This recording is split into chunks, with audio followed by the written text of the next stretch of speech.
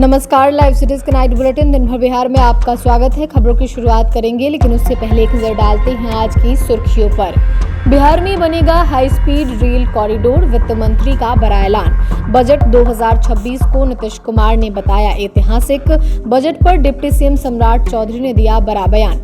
2 फरवरी को बिहार विधानमंडल का बजट सत्र, इस दिन पेश होगा बजट। शकील अहमद खान बोले, पीके से विचार मिले तो गठबंधन संभव। नीट छात्रा केस, पप्पू यादव भड़के, सम्राट बोले सरकार हस्तक्षेप नहीं करेगी। शंभू गर्ल्स हॉस्टल में छात्रा को कमरे से गोद में उठाकर भागा युवक। तेज प्रताप यादव ने मोदी नीतीश की जमकर की तारीफ। दुष्कर्म के बाद मर्डर, रोहतास में ट्रॉली बैग में भरकर फेंकी लाश। बिहार में सड़क हादसे में 10 लोगों की मौत। अब खबरें विस्तार से।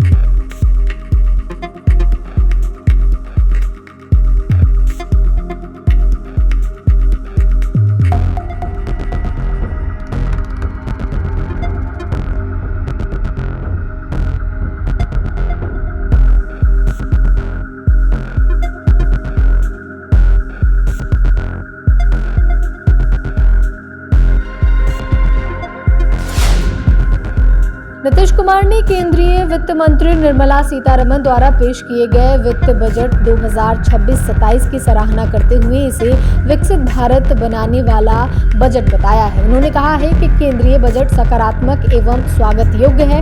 केंद्र सरकार का यह बजट विकसित भारत बनाने के लक्ष्यों को ध्यान में रखते हुए पेश किया गया है। यह बजट प्रगतिशील एवं भविष्योन्मुखी है। इस बजट के माध्यम से केंद्र सरकार द्वारा देश के विकास की गति को बढ़ाने के लिए कई महत्वपूर्ण कदम उठाए गए हैं। इस बार केंद्रीय बजट में देश में 7 हाई स्पीड रेल कॉरिडोर बनाने की घोषणा की गई है। इसमें Varanasi Siliguri high speed rail corridor बनने से बिहार को भी काफी फायदा होगा।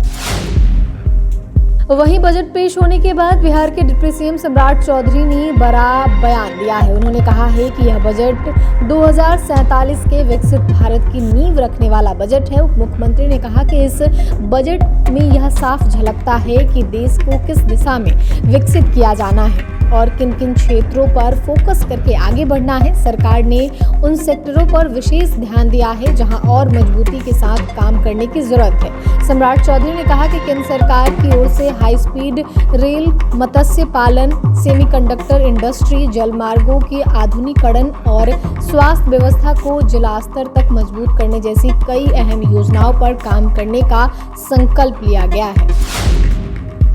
बिहार विधानमंडल का बजट सत्र कल यानी 2 फरवरी से शुरू होगा, जो 27 फरवरी तक चलेगा।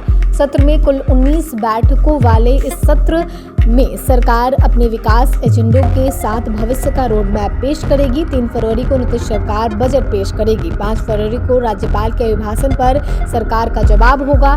6 से 20 फरवरी को बजट का सामान्य विमर्श और मतदान होगा। 4 से 26 फरवरी को राजकीय विधेयक पेश होंगे, तो वहीं 25 से 27 फरवरी तक गैर सरकारी संकल्प का कार्यक्रम है। इस बार बजट सत्र का मुख्य आकर्षण मुख्यमंत्री महिला रोजगार योजना रहने की संभावना है। योजना के तहत पात्र महिलाओं को स्वरोजगार शुरू करने के लिए 2-2 लाख रुपए की बड़ी राशि देने का प्रावधान किया जाना है। बिहार विधानसभा का बजट सत्र कल से शुरू होने वाला है और कांग्रेस ने अभी तक अपने विधायक दल का नेता घोषित नहीं किया है। इस बीच कांग्रेस के दिग्गज नेता शकील अहमद खान ने कहा कि कांग्रेस सदन के अंदर राजद के साथ है, लेकिन बाहर एकला चलो की राह पर है। उन्होंने प्रशांत किशोर के साथ गठबंधन को लेकर कहा कि अगर हमारे विचार मिले तो राजनीति में संभावनाएं भी बन सकती हैं। वहीं पूर्व नेता शकील अहमद द्वारा राहुल गांधी को डरपोक पॉलिटिशियन के बयान पर उन्होंने कहा कि स्मॉल मैन स्मॉल स्टेटमेंट। सत्र शुरू होने वाला है और वही होगा जो मौजूदा सरकार चाहती है। तमाम बिल जिस पर विधानसभा के अंदर बहस जरूरत होती है तो वो करती नहीं है, लेकिन संख्या के बल पर बिल पास कराने की आदत है। कोई बहस, कोई बातचीत, कोई कंसेशन डेवलपमेंट नहीं होता। यही मौजूदा सरकार कराएगी। पटना में नीट छात्रा केस में पप्पू यादव ने शंभू गर्ल्स हॉस्टल से जुड़ा एक और चौंकाने वाला ऑडियो वीडियो सोशल मीडिया पर जारी किया है। नए वीडियो में पप्पू यादव की बातचीत शंभू गर्ल्स हॉस्टल में रह रही एक दूसरी नाबालिग छात्रा के पिता से हुई है। सांसद ने कहा कि शंभू गर्ल्स हॉस्टल की नीतू मैडम कौन है, जरा सुनिए। उसी हॉस्टल में रहने वाली एक बच्ची के पिता द्वारा खुलासा किया गया है। आखिर रात 10 बजे क्या पूछने आई थी। जब हॉस्टल की लड़कियां खुद से कपड़े साफ करती हैं तो उस लड़की के चादर संचालक द्वारा धुलवाने का क्या राज था। इधर गृह मंत्री सम्राट चौधरी ने कह दिया है कि सरकार ने मामले की जांच सीबीआई को सौंपने का फैसला लिया है। जांच की प्रक्रिया में सरकार का कोई हस्तक्षेप नहीं है।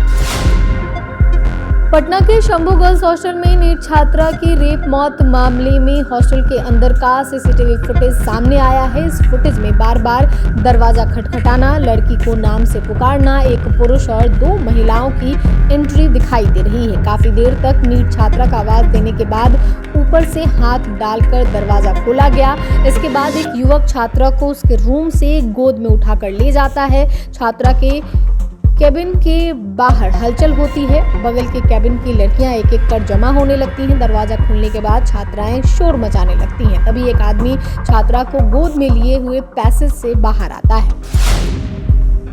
जनशक्ति जनता दल के नेता और लालू प्रसाद यादव के बड़े बेटे तेज प्रताप यादव ने प्रधानमंत्री नरेंद्र मोदी को 10 में से 10 नंबर दिए और मुख्यमंत्री नीतीश कुमार के काम की जमकर तारीफ की। वहीं जब उनसे पूछा गया कि आप लालू यादव के बेटे हैं तो इस पर उन्होंने कहा कि अब कहां, अब राजा का राजगद्दी चला गया। तेज प्रताप यादव से जब यह सवाल किया गया कि अगर उन्हें आरजेडी की ओर से चुनाव चिन्ह मिलता है तो वे चुनाव लड़ते हैं, इस पर उन्होंने कहा कि आरजेडी से लड़ता तो मैं खुद को हरवा देता। इसके अलावा उन्होंने भोजपुरी सिंगर और अभिनेता पवन सिंह और खेसारी लाल यादव पर तंज भी कसा। साथ ही समाजवादी पार्टी के अध्यक्ष अखिलेश यादव पर भी निशाना साधा। साथ ही उन्हें टोटी चोर बता दिया।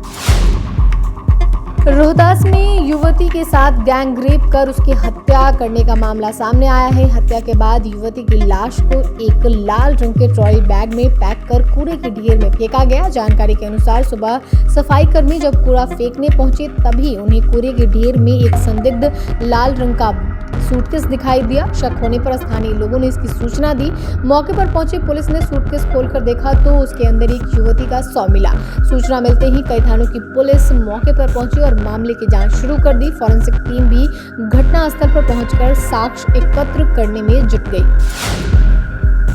बिहार में 2 अलग अलग सड़क हादसों में कुल 10 लोगों की मौत हो गई। पटना के बिहटा में ऑटो और ट्रक की टक्कर में 6 लोगों की जान चली गई जबकि 2 अन्य लोग घायल हैं। जानकारी के मुताबिक सभी लोग मनीर दरगाह में उर्स देखकर ऑटो से आरा लौट रहे थे। वहीं बक्सर पटना 4 लेन पर एक तेज रफ्तार कार और ट्रक की आमने सामने टक्कर हो गई। हादसा इतना भीषण था कि कार पूरी तरह चूर चूर हो गई। इस घटना में 3 लोगों की मौके पर ही मौत हो गई जबकि एक ने अस्पताल में इलाज के दौरान दम तोड़ दिया। बताया जा रहा है कि सभी मृतक एक ही परिवार के थे। मरने वालों में एक एसएसबी जवान भी शामिल था जिसकी बहन का तिलक चढ़ने वाला था। टक्कर इतनी जबरदस्त थी कि ऑटो सवार सड़क पर जा गिरे और तकरीबन 50 मीटर तक 100 बिखर गए।